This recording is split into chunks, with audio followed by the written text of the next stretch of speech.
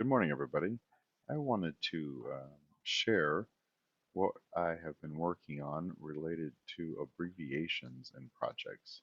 Um, Sometimes we struggle when working in larger teams or with newer employees that just trying to get them familiar with what we have are standard abbreviations, trying to understand why they are what they are, how they relate obviously to industry standards where applicable, or how they relate to our keynotes and to our specifications and other locations on the drawings.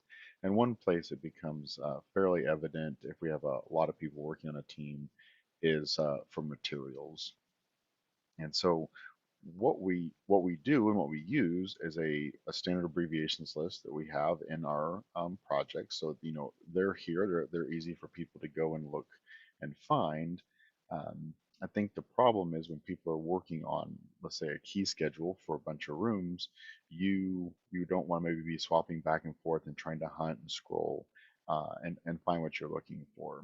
And completely understand that. And one thing we have taken then is that information and looked to present it in a way that's a little bit easier and more accessible for people, as well as a little bit more functional. So if I go up here and I go to this, then you'll see we have this modeless dialog that we can bring up. And this modeless dialog actually does read all the values from the abbreviation schedule inside of the project. So everything that's here is going to be here as well. So it's a one-to-one relationship. So obviously adding or deleting things out of here is going to affect this the next time you were to run it. So what we can do here is I've just kind of mocked up some different values, some that are wrong, so we can show an example here of what might be happening. But if we are trying to reference these materials in the schedule, let's say QTZ1, and I'm not quite sure if that's right because we also are showing a QZ1 here for quartz countertop material. So if I just come down here and start to search, I can actually see if I search there, then I'm actually going to notice that here quartz is QSM. Now, since I have this form and I have this value, all I actually have to do is if I just click on this row, and you'll see it kind of gives the user a note down here that says copy to clipboard QSM. So all I have to do is click that. And now if I come up here and I can just paste it, and you'll see that that's the value that comes in. So it makes it a little bit easier for folks to be able to grab as they're going through and doing different stuff. Another example might be over here on the base. I can see WDBS, which might be wood base or something along those lines. And so if I come and I just search for base in here, I can actually see that wood base is WB. So again, if I just click that line and I come up here and I activate and I paste, then we can just plug that in. Um, our resilient base is another thing. And since I've already searched for base, I can actually see that value is already here. So if I again just click on that and I can plug that in and say, okay, RB1, and I can keep doing those things. And that way we can keep things consistent. Or if you have values and you're just not sure at all what to put in, if I hunt here for paint, I can say epoxy paint is EPT we want to use, and I can just start plugging this in, different values. It makes it easy with the copy and paste. Or even other wall covering, if I start to search for that, I can see, okay, wood veneer wall covering, I can pick that, plug it in here, or I can have a fabric wall covering and plug that in here. So it just makes it easy for people to be able to search and be able to find what our abbreviations are, and then being able to paste them off the clipboard is kind of a convenient tool as well. The same thing works obviously for uh, text boxes. Um, if we are just doing generic text, we can be typing along here and hit paste and then come back and say, okay, no, I actually want this, and then do that, or this one here as well and do that. So since this is the modalist, as I mentioned, it can just stay on top and we can continue working in Revit and be leveraging the data that we have packed into our abbreviations as we're going through. So that's kind of it in action. I thought I might show a little bit of just kind of how the code is working. It's really pretty straightforward and pretty simple. The abbreviations, the main abbreviations class is really the external command that runs in the add-in. So really all we do here is we get the doc. I've created a custom collection class that's abbreviations that we'll see here in a second, and it really just stores two values. But the reason for doing that is it makes it a little bit easier to transition to an observable collection when we get back to the WPF form in terms of the view model and linking those together. So we collect all the schedules in the project, and then we hunt for the one that has abbreviation in its name using a link uh, sort here to trying to find the first one.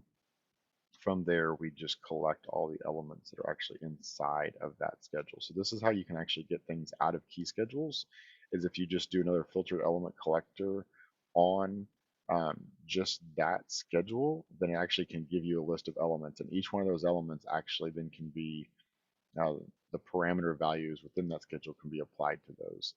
Um, so we'll do a little bit here where we sort through. I pull off anything that have numbers in the abbreviation field because those are actually our notes in our schedule, so we don't want to use those for people. But then we just go through and we add the abbreviation and then the description to that collection, and then call the form. Once we've kind of called that form, then this is really simple for the code behind. We're passing those abbreviations through. We just apply those by creating a new view model.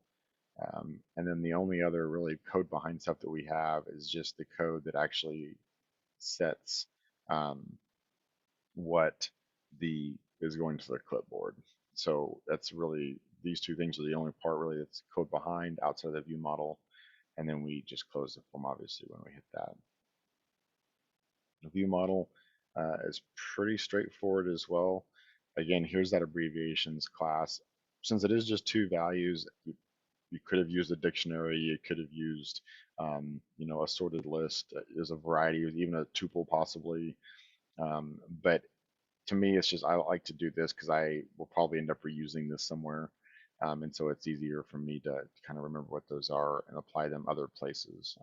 A lot of times when I make the custom container classes. Um, have up here where we pass this through in the constructor is when we create the observable collection off of that. And I'm creating an observable collection for the search feature so that we can actually hunt through that a little bit easier.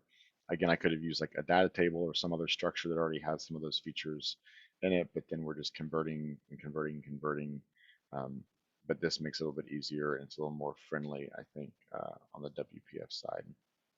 So we have that. We have the search here where we're binding the text box in the form that we'll see here in a second back to the search feature. We have it as a I notify property change applied to that in order to give us our filter. So we're filtering through, we're looking for if it has an index or the index of any of the search criteria within the abbreviation or the description. So it's searching for both features in there, and I'm using a value converter on the inside the binding of the form to be able to pull that out. So really pretty straightforward back here in terms of what's going um, on the view model, very simple. And then the form itself, you'll see here, again, doesn't really have a whole lot to it. We just have that search text box. I'm using a data grid here to apply the abbreviations and the descriptions to, and then just a text box and a button. I mean, really very, very straightforward. Again, this here, we're binding the that observable collection to it. Um, and then from there, binding the abbreviation and the description properties inside of that. Um, and setting the style of all these pieces. So nothing that's really too crazy. We are using the selected item and we're binding it in two-way. And the reason for that is so that when we come back down here, I can actually use the selected item from that, the abbreviation property within the selected item to drive what we're pushing into the text box down below. So just binding those things together, um, and the button at the bottom really just closes the form is all I have to worry about. So again, all this stuff is pretty straightforward. And again, we're updating the source, which is the property changed here on that. Um, and really not having to do a whole lot other than that to make it work. So I just wanted to kind of step through some of the behind the scenes. I know a lot of times I post stuff that just like, oh, here's what I've been working on. I don't really kind of walk through how I'm doing it. Um, and to that point, I'm more than happy to take criticism on my code or on my approach. As many people say, certainly not what I know by trade. Wasn't what I was professionally trained on. It's just what I picked up and trying to learn. So anybody that has suggestions, I'm more than happy to take them and improve not only my code and or my abilities. So please don't hesitate to say, "Yo, that's not the right way of doing that." I'd be more than happy to hear it. As always, though, if you do have any other questions, please let me know. And I hope everybody has a great weekend.